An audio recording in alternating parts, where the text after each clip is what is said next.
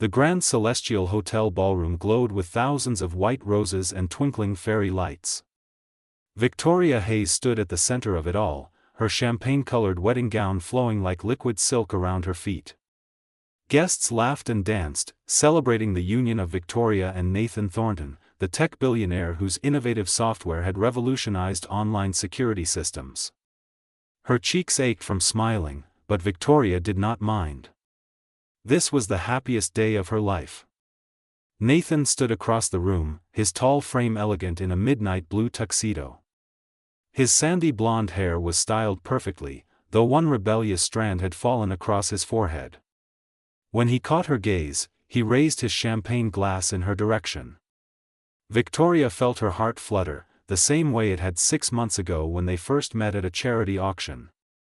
He had bid an outrageous amount on a simple painting just to get her attention because she had been standing nearby admiring it. The reception wound down as midnight approached. Guests departed with warm hugs and tearful goodbyes. Victoria's mother kissed her cheek and whispered that she was proud of her. Her father shook Nathan's hand with genuine affection. Finally, they were alone in the limousine, heading to the penthouse suite Nathan had reserved for their wedding night. Victoria leaned against Nathan's shoulder, exhausted but content. Tomorrow they would fly to Paris for 2 weeks, staying in a private villa in the countryside. She had never been to France before. Nathan had promised to show her everything, from the Eiffel Tower to tiny cafes that served the best croissants in the world. The penthouse suite took Victoria's breath away. Floor-to-ceiling windows showcased the city sprawled below them like a carpet of stars. A bottle of vintage wine sat waiting on the marble counter. The bedroom featured a massive 4-poster bed draped in cream-colored silk. Victoria slipped off her heels with a grateful sigh and walked barefoot across the plush carpet. Nathan stood by the window, his back rigid. Something about his posture made Victoria pause. The joy that had carried her through the day began to dim like a candle losing oxygen. "Nathan," she said softly, approaching him. "Is everything all right?" He did not turn around. His hands gripped the windowsill so tightly his knuckles turned white. The silence stretched between them, heavy and suffocating. Victoria felt her pulse quicken. Something was wrong. Terribly wrong. "We need to talk," Nathan finally said, his voice flat and distant. Those 4 words. Victoria had heard them before in other relationships, always preceding heartbreak. But this was her wedding night. They had just promised forever to each other in front of everyone they loved. This could not be happening. Talk about what? Victoria tried to keep her voice steady, but it wavered. Nathan turned to face her. His expression was cold, almost businesslike. The warmth she loved in his blue eyes had vanished, replaced by something that looked like guilt mixed with determination. "I made a terrible mistake," he said. "I should not have married you. I want a divorce." The room spun. Victoria grabbed the edge of a nearby chair, her fingers digging into the upholstery. Words failed her. Thoughts scattered like leaves in a storm. This was not real. It could not be real. "What are you saying?" she whispered. "Nathan, we just got married. Hours ago. This is some kind of bad joke." "It is not a joke." Nathan walked to the desk and pulled out a manila folder. "I have already contacted my lawyer. The papers will be ready by Monday. I will make sure you are compensated generously. You will not suffer financially." Compensated. As if money could heal what he was doing to her heart right now. "I do not understand." Tears blurred Victoria's vision. "What happened? Did I do something wrong? Was it the wedding? Because if something upset you, we can talk about it. We can fix this." "There is nothing to fix." Nathan's jaw clenched. "The truth is that Sophia came back." "Sophia Lancaster. My ex-girlfriend." Victoria knew that name. Sophia Lancaster, the fashion designer whose elegant dresses appeared in every luxury magazine. The woman Nathan had dated for 3 years before they broke up, supposedly because Sophia wanted to focus on her career in Milan. "She left you," Victoria said, her voice breaking. "2 years ago. You told me it was over." "She contacted me 3 weeks before our wedding," Nathan admitted. "She said leaving me was the biggest mistake of her life. She wants to try again. I realized that I never stopped loving her. I tried to go through with marrying you because breaking off the wedding seemed cruel, but I cannot live a lie. You deserve someone who loves you completely. I do not. I love Sophia." 3 weeks. He had known for 3 weeks and still went through with everything. The rehearsal dinner where he gave a speech about how lucky he was. The ceremony where he repeated vows he did not mean. The first dance where he held her and whispered that she was beautiful. All of it had been a lie. "Get out," Victoria said quietly. "Victoria, please understand. Get out." The scream tore from her throat, raw and anguished. "Get out of this room right now." Nathan grabbed his jacket and left without another word. The door closed with a soft click that sounded like the ending of everything Victoria had believed in. She stood frozen, her wedding gown suddenly feeling like a costume for a play that had been cancelled mid-performance. Then her legs gave out and she sank to the floor, the expensive fabric pooling around her. She did not cry. The pain was too deep for tears, buried somewhere beneath shock and disbelief. Victoria spent her wedding night alone on the floor of a penthouse suite, watching the city lights blur through the windows, wondering how her fairy tale had turned into a nightmare so quickly. Victoria woke on the floor as dawn light streamed through the windows. Her body ached from sleeping on the carpet, her wedding gown wrinkled and twisted around her legs. For a moment, she forgot where she was. Then memory crashed back like a wave, and she felt the pain all over again. Nathan was gone. Her marriage had lasted less than 12 hours. She stood slowly, every muscle protesting. In the bathroom mirror, she barely recognized herself. Mascara had smudged beneath her eyes, her carefully styled hair hung in tangles, and her face looked pale and hollow. She stripped off the wedding gown and left it in a heap on the marble floor. Let the hotel staff deal with it. She never wanted to see that dress again. Victoria pulled on jeans and a sweater from her honeymoon suitcase. The clothes she had packed for romantic walks through Paris streets now felt like relics from another lifetime. She called a taxi and returned to her tiny apartment across town, the one she had planned to give up because Nathan insisted she move into his luxury penthouse. Thank goodness she had kept the lease. The apartment was cramped and outdated. The kitchen barely fit one person, the bathroom tiles were cracked, and the radiator clanked loudly at odd hours. But it was hers. Right now, that mattered more than anything. Grace Chen arrived within an hour of Victoria's text message. Her best friend since college, Grace worked as a graphic designer and had the fierce loyalty of a protective sister. She burst through the door carrying coffee, bagels, and a box of tissues. "I am going to destroy him," Grace announced, setting everything on the small kitchen table. Slowly. Painfully. Publicly. "You will have to wait in line," Victoria said. Her voice sounded hollow, like it belonged to someone else. Grace pulled her into a tight hug. Victoria finally let herself cry, her body shaking with sobs that seemed to come from somewhere deep inside. Grace held her until the tears stopped, then made her eat a bagel and drink coffee even though Victoria insisted she was not hungry.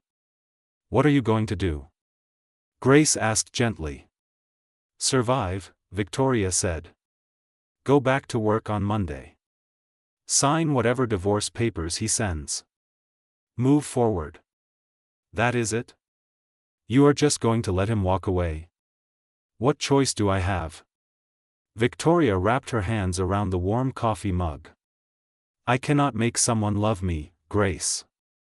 And I definitely do not want to be anyone's second choice. Not even a billionaire's second choice. Monday arrived too quickly. Victoria returned to her job as a marketing coordinator at Riverside Marketing Solutions, a mid-sized agency that handled local businesses and regional campaigns. Her coworkers were kind enough not to ask about the honeymoon that never happened. The pitying looks in their eyes were almost harder to bear than questions would have been. Victoria threw herself into work with desperate energy. She stayed late every evening, volunteered for extra projects, and took on campaigns that other coordinators avoided. Anything to keep her mind occupied. Anything to avoid going home to her empty apartment where wedding gifts still sat in unopened boxes, mocking reminders of her failed marriage. 3 weeks passed in a blur of coffee, spreadsheets, and sleepless nights. Then an email appeared in her inbox that made her hands freeze over her keyboard. The sender was Thornton Technologies, Nathan's company. Victoria's first instinct was to delete it immediately. Seeing that name felt like pressing on a fresh bruise. But curiosity won out. She opened it. The message was formal and professional. It invited her to interview for the position of Senior Marketing Director at Thornton Technologies. The email praised her portfolio, particularly the campaign she had created for a chain of organic grocery stores that had increased their customer base by 40%. The salary mentioned would triple what she currently made. The signature at the bottom read James Whitmore, Chief Executive Officer. Victoria stared at the screen, reading the email 3 times. Nathan's company wanted to hire her. This had to be some kind of cruel joke or pity offering. She forwarded the email to Grace with a single question mark. Grace called immediately. "Do not go. It is obviously a trap." "But look at the signature," Victoria said. "It is not from Nathan." "Who is James Whitmore?" Grace was silent for a moment, then Victoria heard rapid typing. "I am looking him up now." "Oh. Oh wow. James Whitmore is a business legend. He is only 36 but he has turned around 4 failing companies. He took over as CEO of Thornton Technologies 2 weeks ago." Nathan stepped down. Nathan stepped down from his own company? Victoria felt stunned. "Apparently Sophia wanted him to move to Milan with her," Grace said. "So he handed everything over to this Whitmore guy and left the country." "Victoria, this might actually be legitimate." Victoria made a decision that surprised even herself. "I am going to the interview." "What? Are you insane?" "Maybe," Victoria admitted. "But I am not going to let Nathan Thornton ruin my career along with my personal life. If they want to hire me based on my work, I deserve that opportunity. And if this is some kind of game, I will walk away." The interview was scheduled for Friday afternoon.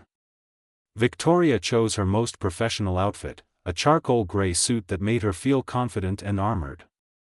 The Thornton Technologies building downtown was all steel and glass, modern and imposing. The lobby buzzed with important-looking people moving with purpose. Victoria checked in at reception and was directed to the executive floor. Her portfolio felt heavy in her hands as she rode the elevator up. She had worked hard on her career. Whatever happened with Nathan, that work was real and valuable. The executive assistant who greeted her was friendly and professional. "Mr. Whitmore is finishing a conference call. He will be with you shortly. Can I get you water or coffee?" "Water would be great, thank you," Victoria said. She waited in a sleek conference room with glass walls overlooking the city. Through the windows, she could see people working at their desks, collaborating in small groups, moving through the space with energy and focus. No sign of Nathan anywhere. He really had left. The door opened and a man walked in. Victoria stood automatically, extending her hand. James Whitmore was not what she expected. He was tall with dark hair that showed hints of gray at the temples. His eyes were warm brown and intelligent, framed by smile lines that suggested he laughed often. His handshake was firm but not aggressive, confident but not domineering. "Miss Hayes, thank you for coming," he said. His voice was deep and genuine. I have been very impressed with your work. The organic grocery campaign showed real innovation and understanding of consumer behavior. They talked for over an hour. James asked thoughtful questions about her strategies, her vision for brand development, her ideas about market trends. He treated her like a professional, not like the woman who had been publicly humiliated by his predecessor. In fact, he did not mention Nathan once. I will be honest with you, James said as the interview wound down. This company needs fresh perspective and creative thinking. Nathan built something impressive, but he was so focused on the technical side that marketing got neglected. I need someone who can tell our story in a way that connects with real people. I think you might be that person. Victoria felt something she had not felt in weeks. Hope. When would you need an answer? She asked. Take the weekend to think about it, James said. This is a big decision. But I hope you will say yes. As Victoria left the building, she felt lighter than she had since her wedding night. Maybe, just maybe, something good could come from the disaster Nathan had created. Maybe she could build something real from the rubble of her broken dreams. Victoria accepted the position at Thornton Technologies the following Monday. Grace had spent the entire weekend listing reasons why it might be a terrible idea, but Victoria's mind was made up.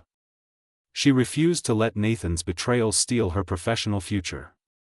This opportunity was too good to pass up because of fear. Her first day felt surreal. The marketing department occupied an entire floor with open workspaces, creative meeting rooms, and walls covered in whiteboards filled with campaign ideas.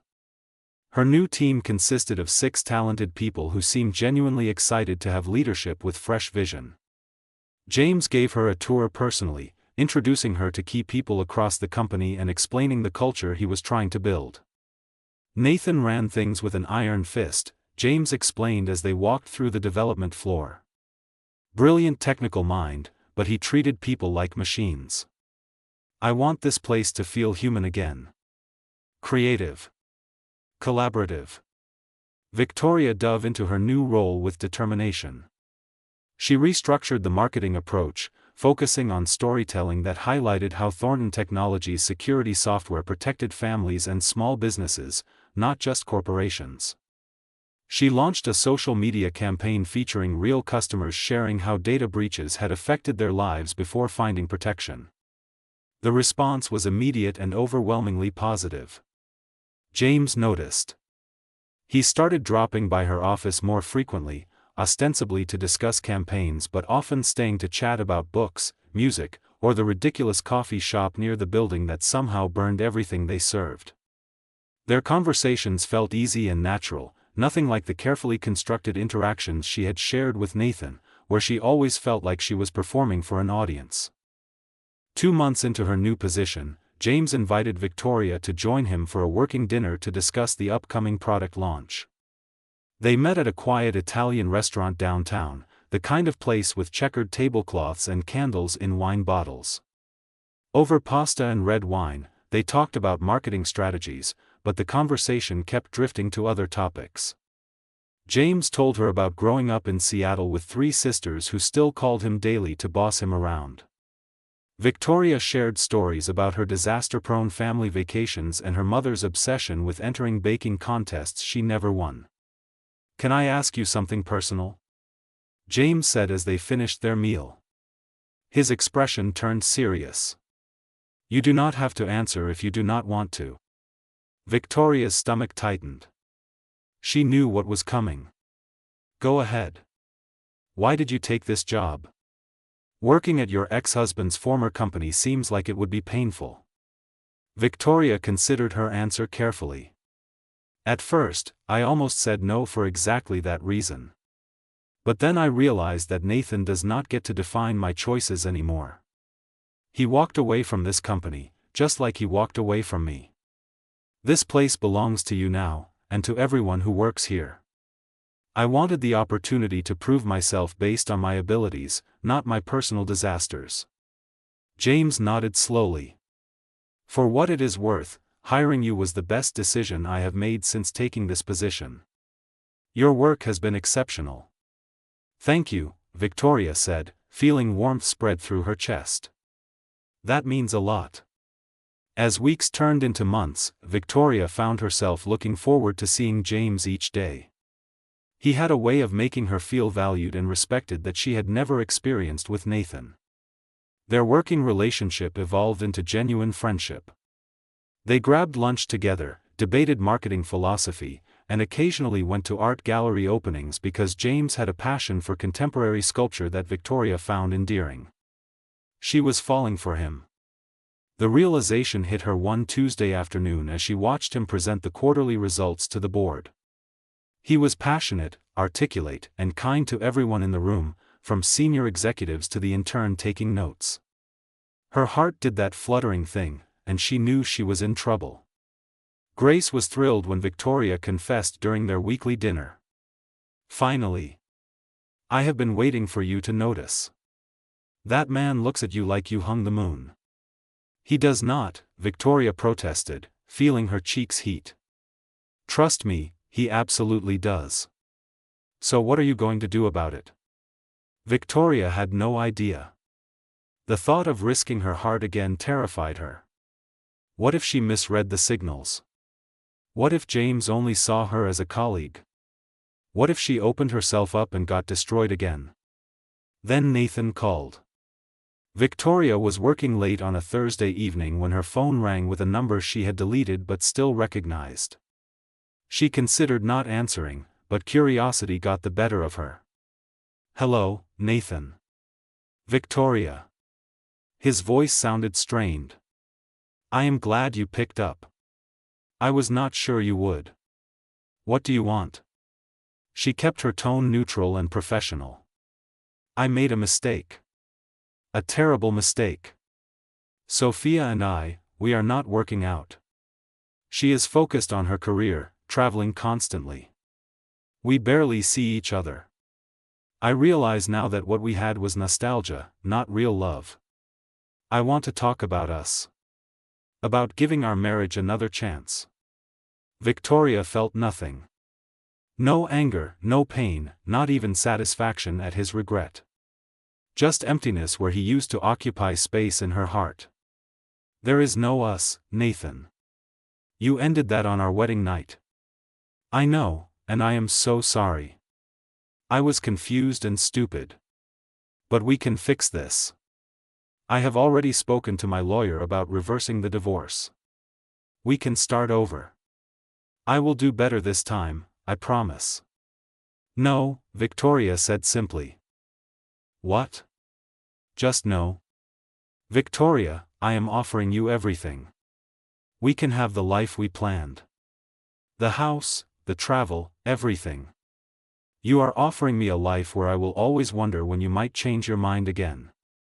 Where I will never feel secure or truly loved. I do not want that life, Nathan. I do not want you. She heard him take a sharp breath. Is this about money? Because I can increase the settlement. This has nothing to do with money.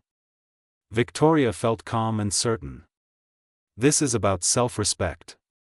You taught me an important lesson, Nathan.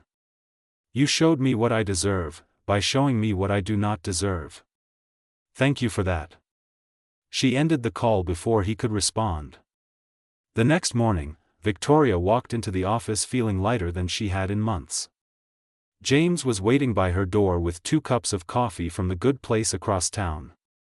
You look happy, he said, handing her a cup. I am, Victoria said. And she meant it. Listen, James said, suddenly looking nervous in a way she had never seen before. I know this might be inappropriate given that I am your boss, and if you say no, I promise it will not affect your job in any way. But would you like to have dinner with me this weekend? Not a working dinner. An actual date.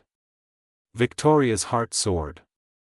She smiled at him, a real genuine smile that came from somewhere deep and true. I would love that. Really? James looked relieved and delighted. I have been trying to work up the courage to ask for weeks. Really, Victoria confirmed. James, you have shown me what it means to be valued and respected. You see me for who I am, not who you want me to be. That means everything." He reached out and gently tucked a strand of hair behind her ear, his touch warm and careful. "You are pretty amazing, Victoria Hayes. I am glad Nathan was an idiot. Otherwise, I never would have met you." Their first date was perfect. Not because everything went smoothly, but because it felt real. They went to a small French bistro where the waiter spilled wine on the table and they laughed instead of getting upset. They talked about everything and nothing, discovering shared dreams and complementary differences. When James walked her to her door, he kissed her softly, asking permission first with his eyes. That kiss felt like coming home. 6 months later, James proposed during a weekend trip to the coast. They were walking on the beach at sunset when he stopped and took her hands in his. "I know we have not been together long," he said. "But I have never been more certain of anything. You are brilliant, strong, creative, and kind. You make me want to be better. Will you marry me?" Victoria looked at the man before her, the one who had seen her at her lowest and helped her rise. The one who valued her mind, respected her choices, and loved her without conditions. "Yes," she said. "Absolutely yes." Their wedding was small and intimate, just close friends and family on a vineyard hillside. Victoria wore a simple cream dress and carried wildflowers. When James said his vows, his voice steady and sure, Victoria knew these promises would last. Not because life would be perfect, but because they had both chosen each other with open eyes and full hearts. As they danced their first dance under string lights and stars, Victoria thought about the journey that had brought her here.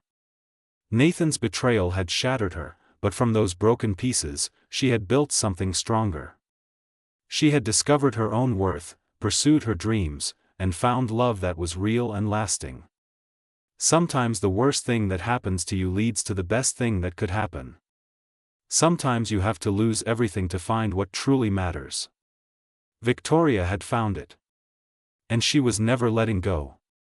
The end.